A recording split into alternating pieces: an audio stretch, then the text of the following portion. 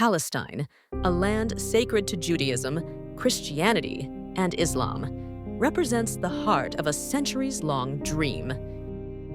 For some, it is a spiritual home. For others, it is a divine promise. Today, we explore two powerful and often misunderstood movements: Jewish Zionism and Christian Zionism, two paths that converge on the same land, but for very different reasons.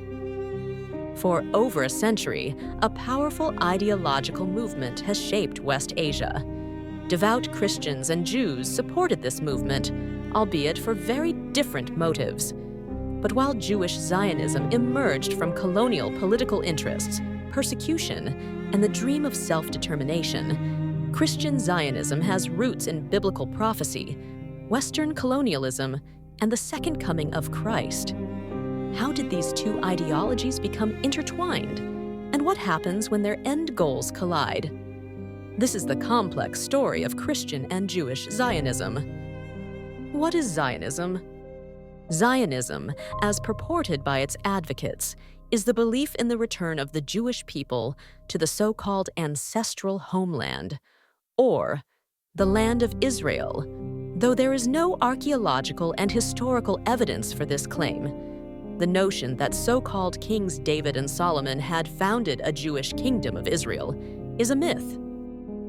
However, what began as a secular nationalist movement in the 19th century, Zionism has religious roots and significant Christian interests. Jewish Zionism, from an ideology to statehood.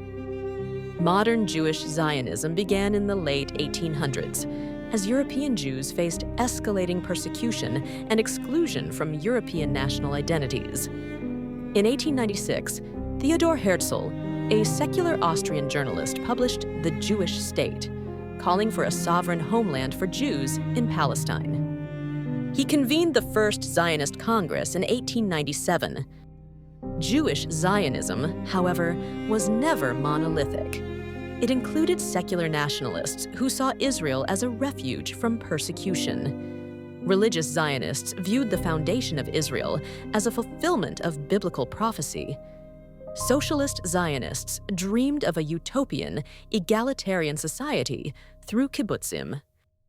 Thus, the Zionist propaganda manipulated ideas and political interests that gained urgency after the Holocaust, leading to the 1948 creation of borderless Israel.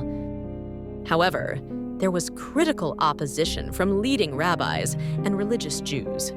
Ultra-Orthodox groups like Neturei Karta argued only the Messiah could restore Israel. Nonetheless, after the Six-Day War, religious Zionism surged, especially among settlers. Christian Zionism, faith, prophecy, and politics. The roots of Christian Zionism stretch back to 17th century English Puritanism, but it flourished in the 20th century, especially in the United States.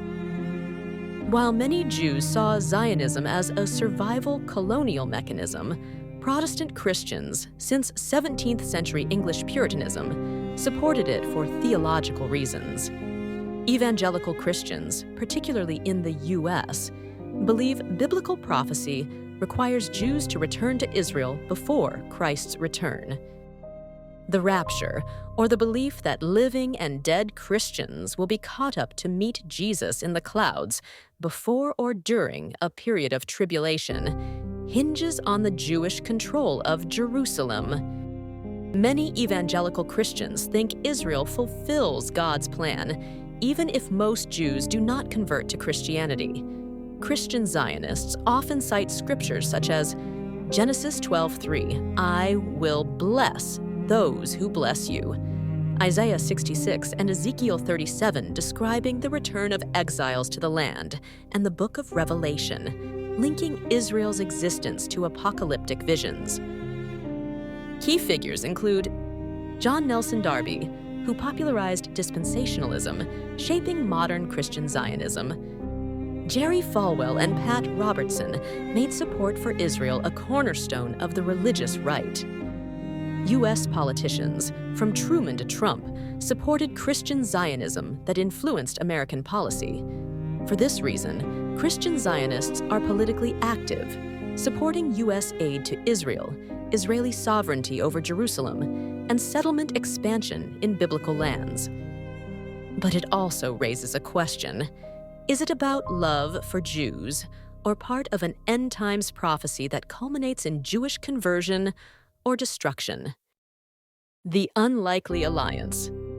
Despite different end goals, Jewish and Christian Zionists formed a powerful alliance. They share support for Israeli statehood, belief in the so-called Jewish return to the land, and opposition to territorial compromise. Israel welcomed evangelical support, while Christian Zionists poured money into settlements and lobbying. But tensions simmer beneath the surface. The paradox: a shared goal and a strong Jewish Israel. Contradiction: evangelicals ultimately believe Jews must convert or perish in Armageddon. Settler movement: Christian Zionists fund West Bank settlements, complicating peace efforts. Criticisms and consequences. This alliance sparks passionate support and fierce criticism from all sides. Critics of Jewish Zionism often cite the displacement of Palestinians, military occupation, and nationalist extremism. Most Palestinian Christians and Muslims reject Zionism as colonial oppression. Liberal Jews fear Israel's identity is being hijacked by religious extremists. Secular critics argue Christian Zionism skews U.S. foreign policy. The big question is, can this alliance last when one side awaits the Messiah and the other fears being a pawn in someone else's apocalypse? Meanwhile, younger generations, Jewish, Christian, and Palestinian, are asking deeper questions about land, justice, and peace. Zionism remains one of history's most unlikely partnerships, a bond of strategic interests, convenience, faith, and survival. Whether it brings peace or deeper conflict may depend on how these two visions reconcile or challenge the legitimate rights of the indigenous people of Palestine. What do you think? Can religious and political Zionism coexist? Let us know in the comments. And if you found this dive into history and theology fascinating, do not forget to like, subscribe, and hit the bell for more thought-provoking documentaries. We will be back after a 2-week vacation. Thank you.